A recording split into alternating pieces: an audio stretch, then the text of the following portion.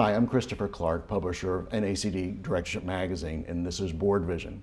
Today we're going to talk about the wonderful world of compensation. And I'm very lucky, I'm joined by two subject matter experts, Sharon Podstupka, Vice President, Pearl Meyer Partners, and Ernie Godshalk, an old friend from his NACD days in New England and a former director of 3 public companies. Welcome. Thank you. Thank you for having us. I just read a recent research piece that you put out, and what struck me was that only 15% of those surveyed were really kind of thought it was an excellent communications between the plan and the entire, and I'm not saying the CEO, but with senior executives.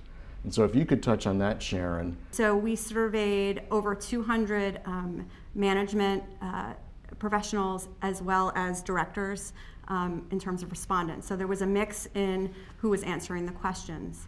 And one of the areas that we focused on was perceived value of programs and how that relates to the quality and understanding of the communication that was developed and provided to those who participate in the plans. And interestingly, what we found was some pretty low marks. And the quality of the communication was, the lower the quality of the communication, obviously the lower the understanding of the program.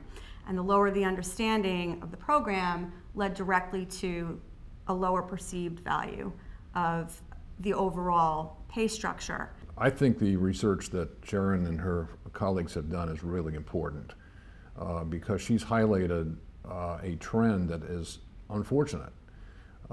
We are spending so much time these days on internal satisfying ISS and writing CDNAs that we've sort of lost the bubble. Incentive plans are designed to provide incentive. And if the people that are the beneficiaries of these plans don't understand them, what's the incentive? So we're spending a lot of time on plan design, but I think we're spending increasingly less time on plan motivation.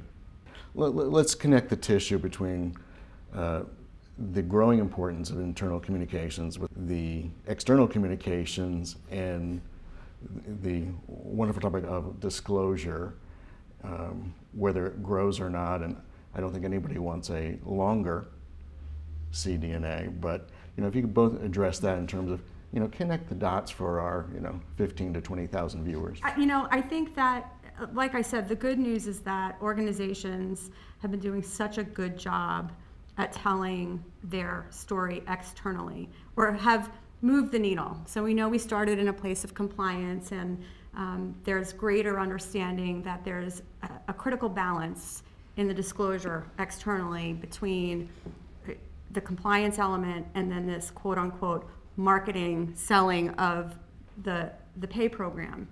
And I think through this exercise over the years, folks like me who spend 100% of their time actually writing this type of information have been able to clarify and increase the quality of understanding on the investor side.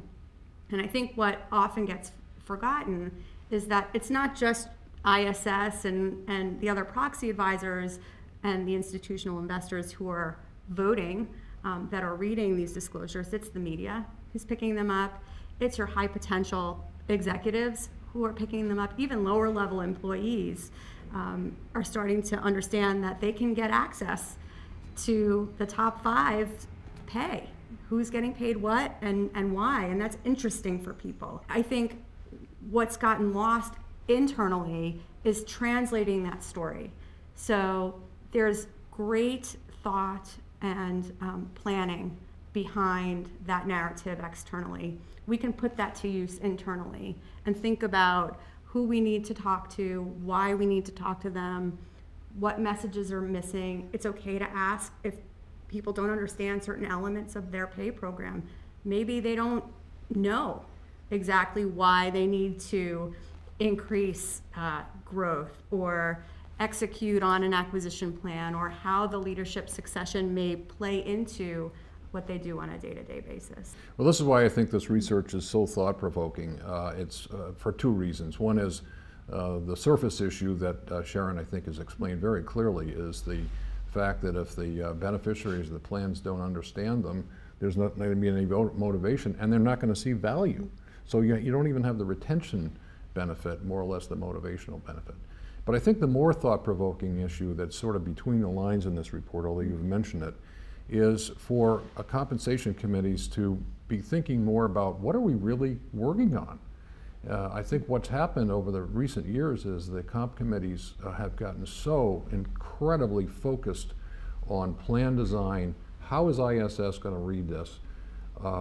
What is the CD&A going to look like? And at the end of the day, they're exhausted, and they simply hope that the CEO or the head of HR is communicating these plans. And I bet most compensation committees really don't have a good grasp of how well even the named executive officers understand these plans, more or less the people below that. Well, quite simply, I'd like to thank the both of you. I've done this for a long time. Some new topics, some refreshing insights, particularly from the director point of view. And on behalf of Pearl Meyer Partners and NACD, I'm Chris Clark, and this is BoardVision.